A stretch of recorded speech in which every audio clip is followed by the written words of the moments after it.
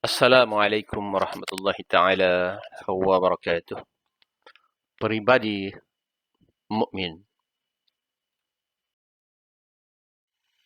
Huruf-huruf Fawaatihus Suwar, huruf muqatta'ah, yaitu huruf tunggal pada awal surah yang hanya difahami maknanya oleh Allah Subhanahu wa taala. Hikmahnya sebagai bukti Allah sebagai bukti Al-Quran bukan ciptaan makhluk. Contoh huruf muqatta'ah. Alif lam mim. Alif lam mim sad. Alif lam ra. Alif lam mim ra. Kaf ha ya ain sad. Taha ta sin mim. Ta sin yasin sad ha mim Hamim, Ain, Sin, Qaf, Qaf, dan Nun.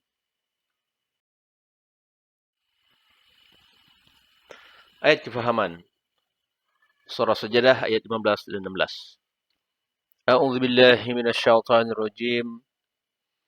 إنما يؤمن بآياتنا الذين إذا ذكروا بها خروا سجدا وسبحوا بحمد ربهم وهم لا يستكبرون تتجافى جنوبهم عن المضاجع يدعون ربهم خوفا وطمعا ومما رزقناهم ينفقون فلا تعلم نفس ما أخفي لهم من قرة أعين جزاء بما كانوا يعملون. Maksudnya, sesungguhnya yang sebenar-benar beriman kepada ayat-ayat keterangan kami hanyalah orang-orang yang apabila diberi peringatan dan pengajaran dengan ayat-ayat ini, mereka segera sujud menandakan taat dan patuh, dan menggerakkan lidah dengan bertasbih serta memuji Tuhan mereka. Dan mereka pula tidak bersikap sombong dan takabur. Mereka merenggangkan diri dari tempat tidur. Sangat tidur kerana mengerjakan sembahyang tahajud dan amal-amal soleh.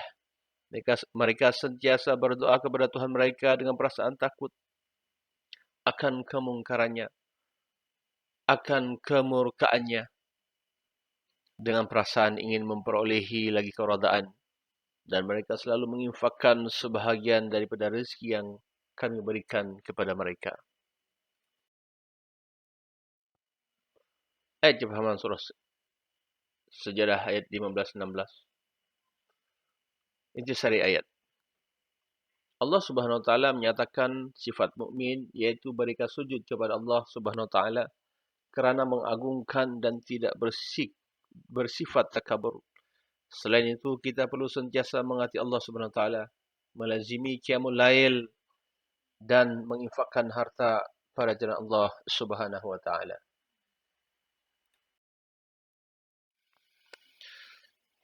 Ciri-ciri orang beriman. 1. Sujud kepada Allah Subhanahu wa taala. Orang beriman sentiasa menyadari kebesaran Allah Subhanahu wa taala. Orang beriman juga berlumba-lumba melakukan ibadah dan mencari keridaan Allah Subhanahu wa taala. Dan ketika tidur, mereka bangun menunaikan solat tahajud. Yang keduanya sentiasa mengasihi Allah Subhanahu wa taala. Lidah mereka orang mukmin banyak mengucapkan tasbih, tahmid, takbir dan tahlil. Subhanallah, alhamdulillah, wa la ilaha illallah, Allahu akbar. Yang ketiganya, orang mukmin tidak takabur. Mereka sentiasa bertawadu dan akur dengan kelemahan diri sendiri. Segala kekuatan dan kelebihan yang mereka miliki adalah kurniaan dari Allah Subhanahu wa taala.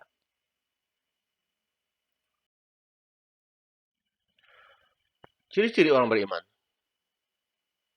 Seterusnya ialah melazimi qiyamul lail, yaitu waktu pertengahan malam atau 2/3 malam, waktu yang amat sesuai untuk bertakarrub kepada Allah Subhanahu wa taala.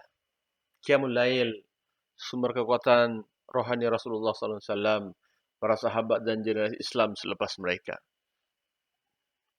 Seterusnya menginfakkan harta untuk jalan Allah Subhanahu wa taala. Yang mana orang mukmin berkewajiban menginfakkan sebahagian harta mereka untuk jalan Allah Subhanahu wa taala. Contohnya seperti membantu fakir miskin, menderma kepada pertubuhan yang melaksanakan dakwah Islamiah, dan sebaik-baik harta yang diinfakkan ialah yang paling kita sayangi.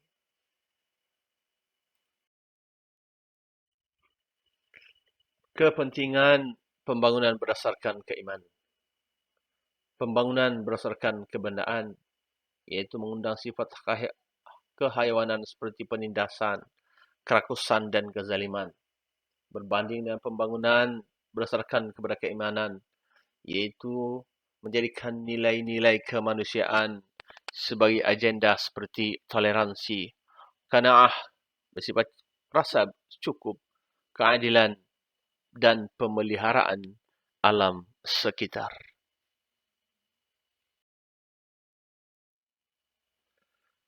Seterusnya kita melihat jenis-jenis sujud. Sujud sahwi. Sebab menambahkan atau tertinggal rukun salat secara tidak sengaja atau meninggalkan sunat ab'ad secara sengaja atau tidak. Masa dilakukan ialah sebelum salam pertama dalam salat. Sujud tilawah, membaca atau mendengar ayat sejadah di dalam Al-Quran.